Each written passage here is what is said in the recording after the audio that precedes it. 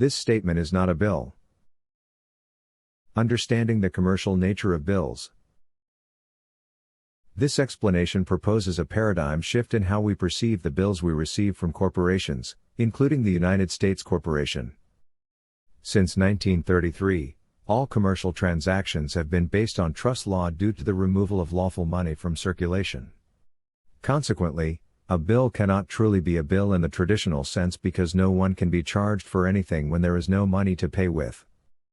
All checks and liability currency are merely promises to pay and represent a form of dishonor because payment is delayed. However, in commerce, this mistake, can be forgiven. The true nature of a bill. If a bill is not actually a charge, then what is it? Logically, it must be a request for authorization to release assets held in trust by the trustee to facilitate payment. This is known as payment by equitable title transfer, which results in the extinguishment of debt. Notice that the amount on the bill is a positive number, credit. It does not have parentheses around it or a minus sign, which would indicate a negative balance. This positive number represents an asset that will offset a liability held by the corporation for a commercial transaction. The corporation requires authorization, endorsement on the back of the bill, to gain ownership of that asset amount. Once authorized, they can apply it to discharge the liability on their books for the same amount. The role of endorsement in discharging debt. By endorsing the back of a bill, both legal and equitable titles to the asset, credit, are vested in the same document.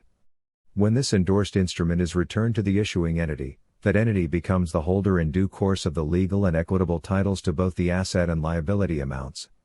At this point, they are legally required to extinguish the debt by operation of law. The corporation already holds both legal and equitable titles to the liability, debt. The corporation also holds legal title to the asset, since the U.S. corporation and its subsidiaries have held legal title to all assets since 1933, per H.J.R. 192, June 5, 1933 Trust, codified in 31 U.S.C. 5118. The only missing element is the equitable title to the asset, which allows them to finally discharge the liability by balancing their books to zero. The trustee's duty to discharge the liability. Once the corporation obtains both titles for the asset/credit amount, they can legally apply it to discharge the liability/debt amount. This action is governed by trust law, which mandates that when legal and equitable titles are merged, the liability must be extinguished by operation of law. Thus, a bill is not a bill, it is an asset credit voucher containing the credit amount that must be released to the trustee, or its agent, by endorsing the back of the bill and returning it. This is the duty that the beneficiaries, or agents thereof, have been failing to perform, which has led to continued financial obligations that should have been lawfully extinguished.